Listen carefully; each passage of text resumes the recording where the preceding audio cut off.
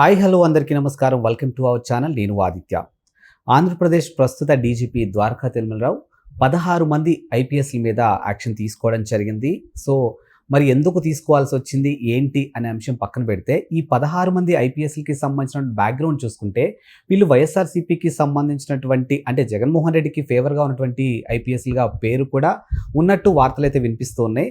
So మరి ఇప్పుడు ఏం తీసుకున్నటువంటి యాక్షన్ని మనం ఏ విధంగా చూడొచ్చు అనే అంశం గురించి డిస్కస్ చేద్దాం. సో ప్రస్తుతానికి మనతో పాటు స్టూడియోలో ఉన్నారు ప్రముఖ సీనియర్ జర్నలిస్టు సిఎస్ రావు గారు. సో సార్ నాటి మరిన్ని విషయాలు తెలుసుకుందాం. సార్ నమస్కారం. సార్ నమస్తే సార్, మనం చూస్తున్నాం ఆంధ్రప్రదేశ్లో జరుగుతున్నటువంటి రాజకీయ పరిణామాలు అవ్వచ్చు లేదా ప్రస్తుత పరిణామం వాట్ ఎవర్ ఇట్, అక్కడ ఉన్నటువంటి 16 మంది ఐపీఎస్ల మీద ప్రజెంట్ డీజీపీ ఒక యాక్షన్ తీసుకోవడం జరిగింది. వాళ్ళ మీద ఒక ఎంక్వైరీ అంటే లైక్ వాళ్ళ పాస్ చూసుకుంటే వైఎస్ఆర్సీపీ అధికారంలో ఉన్నప్పుడు జగన్మోహన్ రెడ్డికి ఫేవర్గా ఉన్నారని ఒక టాక్ కూడా ఉంది. సో మరి ఇప్పుడు ఈయన యాక్షన్ తీసుకోవడానికి అదే రీజన్ అయి ఉండొచ్చా, లేకపోతే బిహైండ్ ప్రొఫెషనల్గా ఇంకేమన్నా లోటుపోట్లు అయి ఉండొచ్చా? ఇప్పుడు ఆ 16 మందిని వైట్ ఎలిఫెంట్స్ లాగా పోషించాలని చెప్పి ఇప్పుడున్నటువంటి ప్రభుత్వం భావిస్తుందా? వాళ్ళ మీద తీసుకున్నటువంటి చర్యలు కఠినంగా ఏమైనా ఉన్నాయా? నిజంగా కఠినంగా ఉంటే వాళ్ళు అసలు విధుల్లో కొనసాగలరా? ఇలాంటి ప్రశ్నలు ఉత్పన్నం అవుతున్నాయి. ఇప్పుడు తాజాగా ఏంటంటే డీజీపీగా ఉన్నటువంటి ద్వారకా తిరుమలరావు ఒక ఆర్డర్ పాస్ చేశారు వాళ్ళకి. ఏంటంటే మీరు ఖచ్చితంగా ఆఫీస్ టైమింగ్స్ 8 అవర్స్ ఏదైతే ఉన్నాయో ఆ 8 అవర్స్ డీజీపీ ఆఫీస్లో మీరు ప్రజెంట్ కావాల్సిందే అని చెప్పి ఇచ్చారు. ఇటీవల వరకు అంటే 2 నెలల కాల పరిమితిలో వాళ్ళు అసలు ఆఫీస్కి కూడా టైమింగ్స్ రాకుండా సొంత పనులు చక్కబెట్టుకుంటున్నారు. ఎవరు ఆ 16 మంది అని అంటే జగన్మోహన్ రెడ్డి 2019 నుంచి 2024 వరకు అధికారంలో ఉన్నప్పుడు జగన్ భక్త ఐపీఎస్లుగా వ్యవహరించినటువంటి వాళ్ళు.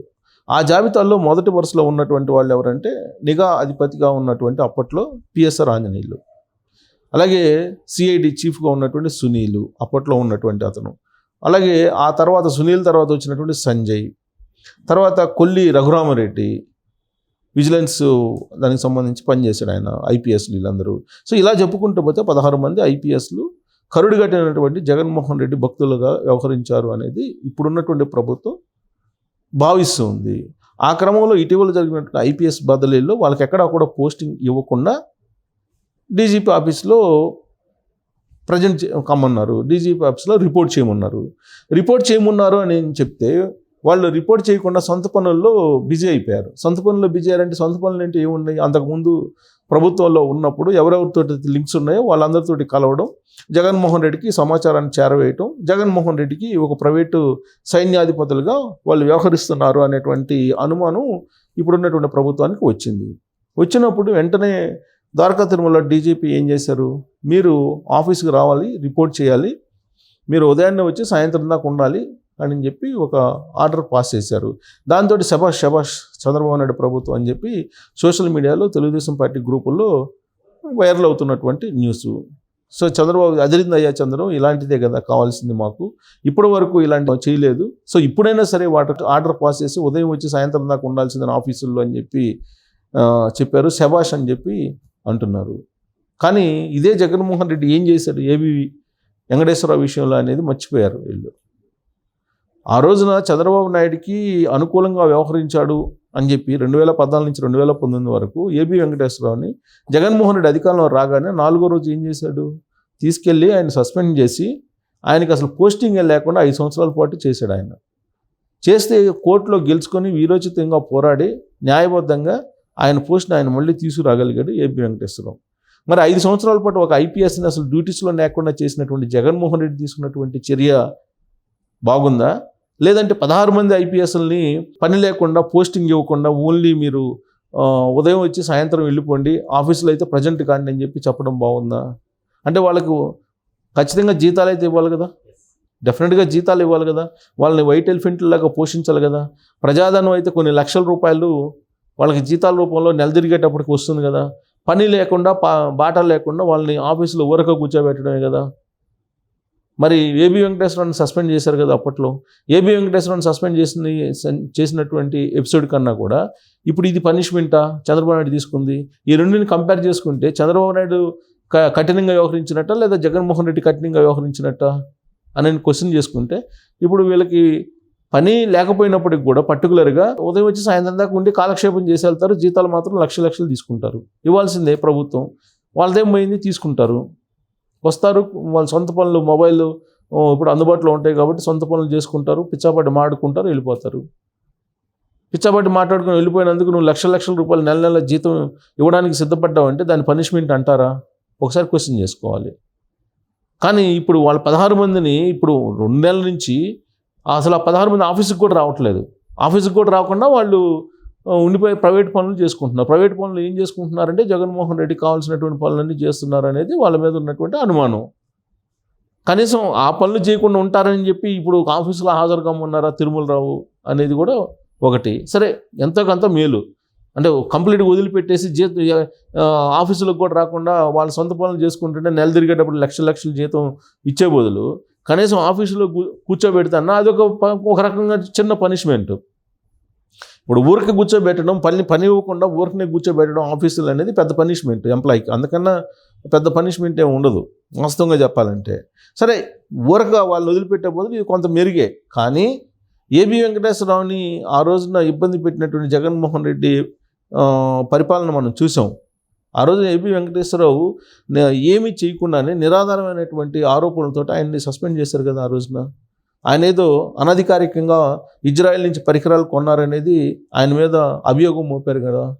అది లేదు అని చెప్పేసి కోర్టులు చెప్పినాయి కదా. చెప్పినప్పటికీ కూడా జగన్మోహన్ రెడ్డి ఆయన్ని మళ్ళీ విధుల్లోకి తీసుకోలేదు కదా. అలాగే ఏబి వెంకటేశ్వరరావుకి సంబంధించి ఏబి వెంకటేశ్వరరావు సామాజిక వర్గానికి సంబంధించి అనేక మంది డిఎస్పీలని గాల్లో పెట్టాడు కదా 5 సంవత్సరాల పాటు జగన్మోహన్ రెడ్డి. అలాగే పోలీస్ డిపార్ట్మెంట్లో ఉండేటువంటి అనేక మందిని లూప్ లైన్లో పెట్టేసి అసలు వాళ్ళు ఎక్కడ ఉన్నారా లేదా అనేది కూడా తెలియకుండా 5 సంవత్సరాల పాటు ఉంచారు కదా. మరి ఎందుకు చంద్రబాబు నాయుడు ఇప్పుడు ఈ కొల్లి రఘురామరెడ్డి విషయంలో కానీ, పిఎస్ఆర్ ఆంజనేయుల విషయంలో కానీ, సునీల్ విషయంలో కానీ, అలాగే సంజయ్ విషయంలో కానీ ఎందుకు చర్యలు తీసుకోలేకపోతున్నాడు? సస్పెండ్ ఎందుకు చేయలేకపోతున్నారు? లేదా గవర్నమెంట్కైనా సరెండర్ చేసే వెసులుబాటు ఉందా కేంద్ర ప్రభుత్వానికి? మాకు అవసరం లేదు, వీళ్ళు నిబంధనలకు ధిక్కరించి మార్గదర్శకాలకు ధిక్కరించి పనిచేస్తూ ఉన్నారు, జగన్ వీర భక్తులుగా వ్యవహరిస్తూ ఉన్నారు అనేది ఎవిడెన్స్లు మీ దగ్గర ఉన్నప్పుడు మీరు ఎందుకు వాళ్ళని సరెండర్ సాహసం చేయట్లేదు? ఎందుకు సరెండర్ చేయలేకపోతున్నారు అనేటువంటి ప్రశ్న వస్తుంది కదా. కాబట్టి ప్రైమరీగా ఒక నిర్ణయం అయితే తీసుకున్నప్పటికీ కూడా ఇదేమీ వాళ్ళకి శిక్ష అయితే కాదు. వస్తారు, ఆఫీసులకు వచ్చి టైంపాస్ చేస్తారు, జీతాలు అయితే ఇస్తున్నారు కదా, జీతాలు కట్ కావట్లేదు కదా. అలా కాకుండా వీళ్ళని న్యాయబద్ధంగా నిబంధనల ప్రకారం శిక్షించాలి అనేది ఇప్పుడు తెలుగుదేశం పార్టీలో చాలామంది చేస్తున్నటువంటి డిమాండ్. సో ఏబి వెంకటేశ్వరరావు ఎపిసోడ్ని దృష్టిలో పెట్టుకోవాలి. ఆ రోజు జగన్మోహన్ రెడ్డి చేసింది ఏబి వెంకటేశ్వరరావు కదా. అనేక మంది ఆయన సామాజిక వర్గం కానటువంటి వాళ్ళని కార్నర్ చేశారు. కార్నర్ చేసి 5 సంవత్సరాల పాటు అసలు నాన్ పోకల్ పోస్టుల్లో ఉంచేశారు చాలామందిని. సో వాళ్ళకి మళ్ళీ పోస్టులు ఇస్తారంటే ఇవ్వట్లా మళ్ళీ తెలుగుదేశం పార్టీ. పోనీ అదన్నా చేస్తున్నారు, అదే చేయట్లా. వీళ్ళనేమో వైట్ ఎలిఫెంట్ లాగా పోషిస్తున్నారు. అసలు ఏం చేస్తుంది గవర్నమెంట్లో అనేది అర్థం కానిటువంటి పరిస్థితుల్లో ఇప్పుడు వాళ్ళని టైంకి రమ్మన్నారు ఆఫీస్కి అనేది కొంత ఆనందం కలిగించేటువంటి అంశంగా ఇప్పుడు సోషల్ మీడియాలో తెలుగుదేశం పార్టీ వాళ్ళకి మిగిలింది. కానీ ఇదైతే శాశ్వత పరిష్కారం కాదు. శాశ్వత పరిష్కారం తీసుకోవాలి, శాశ్వత పరిష్కారం ఇవ్వాల్సిన బాధ్యత చంద్రబాబు నాయుడు ప్రభుత్వం మీద ఉంది. సో రాబోయేటువంటి రోజులు ఈ 16 మంది ఐపీఎస్లని ఏం చేస్తారు? కేంద్ర ప్రభుత్వానికి సరెండర్ చేసేటువంటి సాహసం చేస్తాడా చంద్రబాబు నాయుడు? లేదంటే వీళ్ళని కొన్ని రోజుల పాటు అలా ఉంచేసి మళ్ళా కీ పోస్టుల్లోకి తీసుకొచ్చి పెడతారా అనే చర్చ కూడా జరుగుతోంది రాబోయేటువంటి రోజుల్లో. ఎందుకంటే చంద్రబాబు నాయుడు పరిపాలన ఈ 2 నెలలు 3 నెలలకు ఎంటర్ అయ్యాడు. ఈ 2 నెలలు చూసిన తర్వాత కొంతమంది వైఎస్ఆర్ కాంగ్రెస్ పార్టీ వీరభక్తులకు కూడా కీలకమైనటువంటి పదవులు ఇచ్చినటువంటి ఉదాహరణలు ఉన్నాయి. కాబట్టి వీళ్ళని కూడా ఈ 2 నెలల పాటు పనిష్ చేశాం కాబట్టి ఇక వీళ్ళు మారతారని చెప్పేసి మళ్ళీ వీళ్ళని కీ పోస్టులో పెట్టే అవకాశం ఉందా అనేటువంటి ఒక చర్చ కూడా ఇప్పుడు జరుగుతుంది తెలుగుదేశం పార్టీ వర్గాల్లో. సో కాబట్టి ఏబి వెంకటేశ్వర ఎపిసోడ్ గుర్తుపెట్టుకోవాలి ఒక నిర్ణయం తీసుకునేటప్పుడు. సో మరి ఆ విధంగా ఏబి వెంకటేశ్వరం చేసినటువంటి నిరాధారమైనటువంటి ఆరోపణలతోటి చేయమని చెప్పి మనం చెప్పడం కాదు. కానీ ఇప్పుడు వీళ్ళు ఏమేం చేశారు నిబంధనలకి ధిక్కరించి అనేది ఆధారాలు ఉన్నాయి. ఆధారాలను బేస్ చేసుకుని శిక్షించాలి కదా. సస్పెండ్ చేయటమో లేదంటే వాళ్ళని సరెండర్ చేయటమో ఏదో ఒకటి చేయాలి. అలా చేయకుండా ఉంటే మాత్రం వైట్ ఎలిఫెంట్ లాగా వాళ్ళు ప్రజలకు భారమే తప్ప వాళ్ళ వల్ల సమాజానికి ప్రజలకి ఒరిగేది ఏమి ఉండదు, ప్రభుత్వానికి కూడా మేలేమి ఉండదు.